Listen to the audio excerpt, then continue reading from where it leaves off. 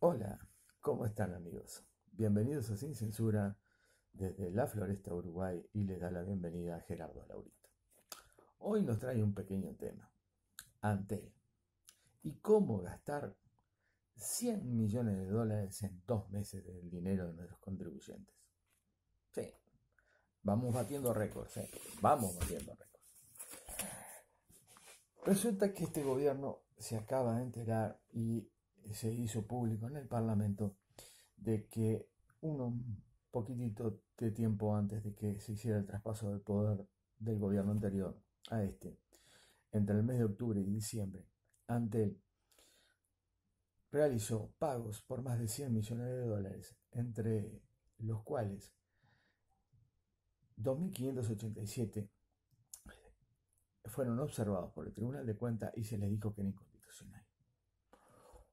Obviamente, ahora se rasgan las vestiduras, ¿cómo pasó? ¿Qué sucedió? ¿Qué es esto? Bueno, hablemos claramente de este tema. Pero antes quisiera recordarte que puedes, si estás interesado en seguir recibiendo este tipo de material, suscribirte a nuestro canal para así ser informado cada vez que toquemos temas que otros no tocan o no los tocan desde la forma de ver que nosotros te damos. Y podés a su vez darnos un like. Bueno, comencemos con una breve repaso a la historia. Antel nace en el año 1975. Anteriormente había un organismo que se llamaba UTE-Antel. El gobierno militar de aquel momento, es decir, la dictadura, Antel es hijo de la dictadura, separa la Administración Nacional de Comunicaciones. Siempre ha dado tela que cortar Antel. Desde el momento de su nacimiento, posteriormente cuando estábamos llegando a al final de la dictadura y principio de la democracia, con la compra de las centrales digitales, centrales digitales que se decía que servían para espiar a la gente, que podían grabar, que podían tener controlado todas las comunicaciones. Tema que fue subsanado utilizando, como siempre decimos, parte de los tres principios pilares de cualquier país institucionalizado: la libertad, la democracia y el sistema republicano. Es decir, utilizando que solamente por orden judicial se pudiera grabar las conversaciones, se subsanó ese gran problema de espionaje. Nadie podía grabar las grabaciones, las conversaciones, si no había una orden judicial. Muy bien. Posteriormente en el tiempo, hubo alguien que se le ocurrió desde Antel, que siempre fue un ente que recaudó mucho dinero, crear el primer monumento gigante de Antel, la Torre de Comunicaciones. O casualidad, en el momento que ese señor, que era el presidente de Antel, genera el tema del proyecto de la Torre de Comunicaciones, gasta más o menos la friolera suma de 100 millones de dólares. Impactante, ¿no? Sí, siempre anda todos los negocios de Antel alrededor de 100 millones de dólares. 100 millones de dólares, que para comparar, en ese momento había un estudio entre gastar 100 millones de dólares en ese edificio, que Antel, yo tengo los recursos propios, lo voy a hacer, pero en recursos de la sociedad, y comenzar a solucionar el problema de los asentamientos, que también salía 100 millones de dólares. ¿Pero qué se priorizó? Un monumento. Ese monumento, a su vez, iba a servir de plataforma para alguien que también quería ser candidato a la presidencia de la República, que en ese momento era presidente del ente. O casualidad. Pasa el tiempo, se paga todos esos 100 millones de dólares, se sigue caminando y demás, y se llega a otro periodo ya más cercano, en el cual a alguien, también presidente de Antel, se le ocurre un megaproyecto Antel Arena. También que iba a costar 40, que iba a costar 60, terminó costando arriba de 100 millones de dólares. Y, casualidad, también otro candidato a la presidencia de la República. Es decir, Antel, aparte de ser el ente de las comunicaciones, crea gigantescos edificios o proyectos, megaproyectos de construcción, que no sería su área, ¿no? Obviamente. Y a su vez nos crea la posibilidad de tener futuros candidatos a la presidencia. Más que de comunicaciones, diría que es un trampolín. Pero cada uno lo irá viendo. Pero a su vez, para ser justo, en el momento en que se gastan estos 100 millones de dólares con el Antel Arena y demás, que se hace en el área metropolitana, o sea, lo pagan todos los uruguayos de todo el país, pero solamente lo van a disfrutar la gente de Montevideo, había otro tema que estaba sobre la mesa, que era el tema de tratar las tierras residuales de Santa Lucía para mejorar la potabilización de agua, que solamente beneficia la salud y garantiza ese líquido vital para la vida para 2 millones de personas. Pero obviamente otro nuevo vez el organismo decide, vamos a hacer esto, el interés general, que hablamos de 2 millones de personas, tampoco importó, y el gobierno de turno lo deja hacer.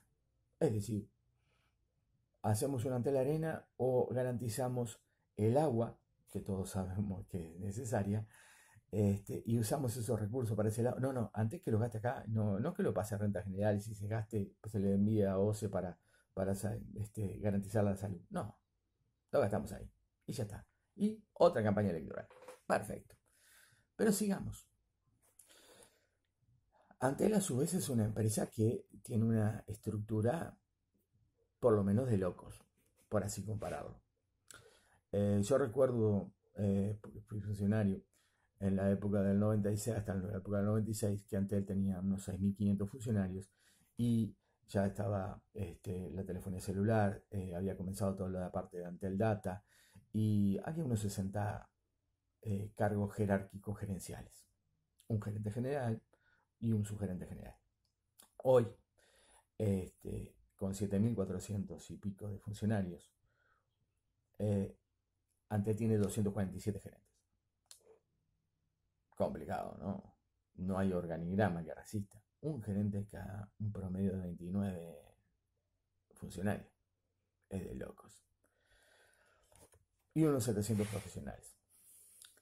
Ahora, este organismo, con tanta cantidad de profesionales, con tanta cantidad de gerentes y demás, se da el lujo de desoír los organismos de contralor, hacer mega obras y posteriormente hacer un gasto que, más allá de que le estaban diciendo no es conveniente, le estaban diciendo es inconstitucional.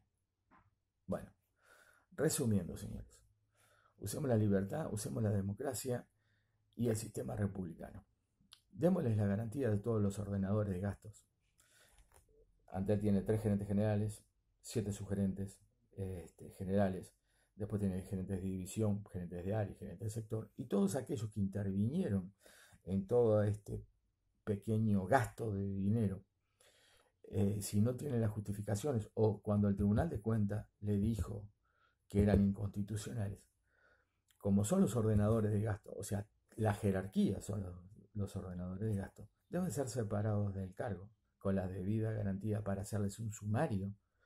Es decir, se le dice al funcionario, te retiramos porque aparte son cargos que tienen influencia y que pueden, si se quiere, vamos a no entrar en decir oculta información, pueden decirse que la enletezca o que no la faciliten, se lo separa del cargo.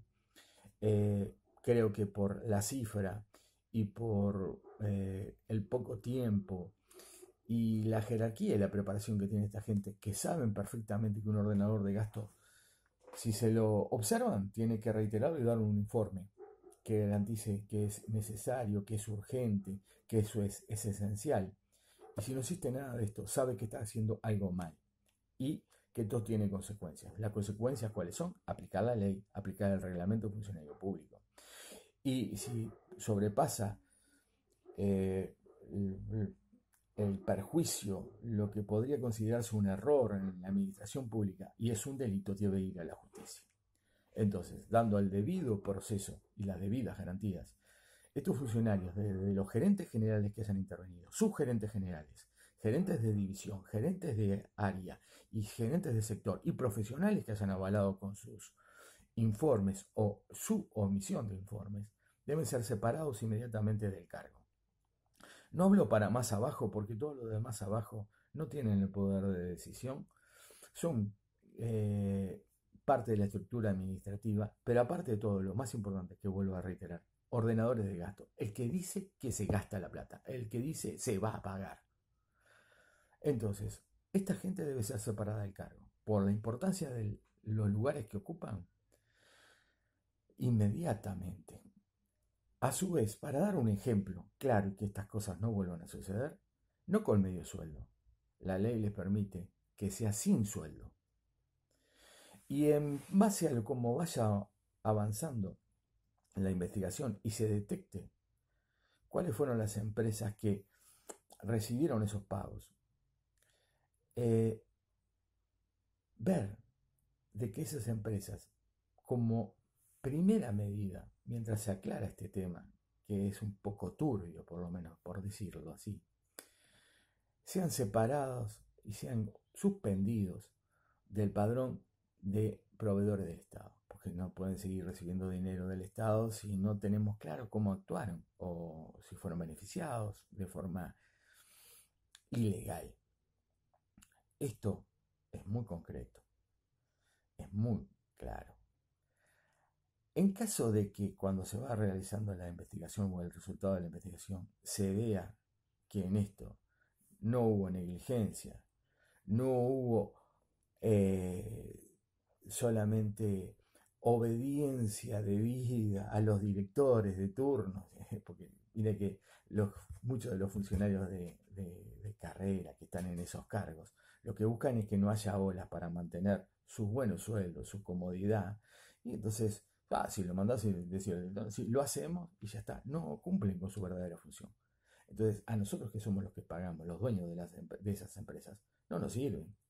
Entonces, la garantía de que tengan un debido sumario nos permite que, en caso de que los resultados sean negativos, se solicite después que estos funcionarios dejen de ser funcionarios, vaya al Parlamento, su institución, y ahí, salvo que los cómplices estén también sentados en el Parlamento, digan, no, los vamos a destituir. Los van a tener que destituir, o por mal manejo del dinero, o por forma irresponsable del dinero, o porque hubo dolo.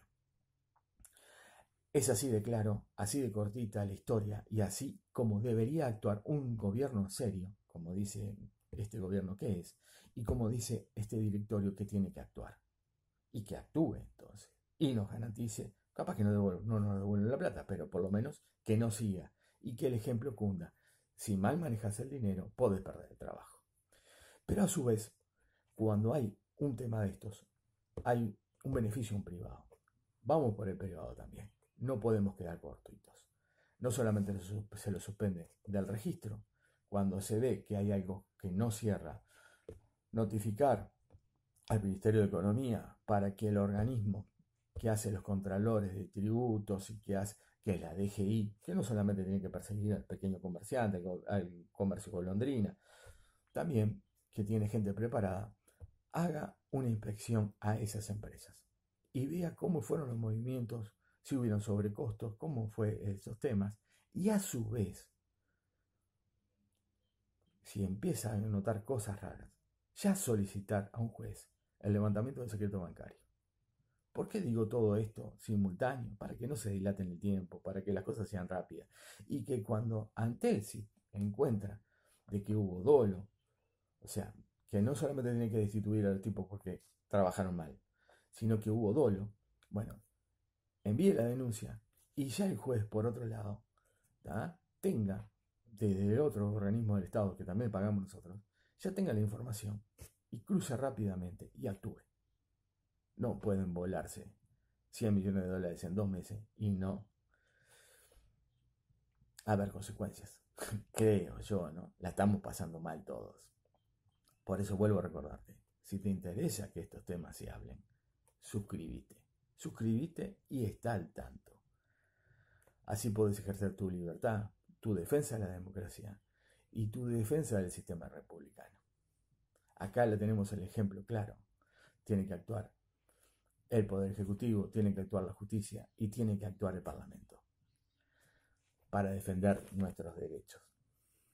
Desde aquí, desde Sin Censura, queremos agradecerte que nos hayas escuchado y todo aquello que podamos sumar y contribuir para aclarecerte un tema, lo haremos en la medida de lo que es posible. Y nos vemos la próxima.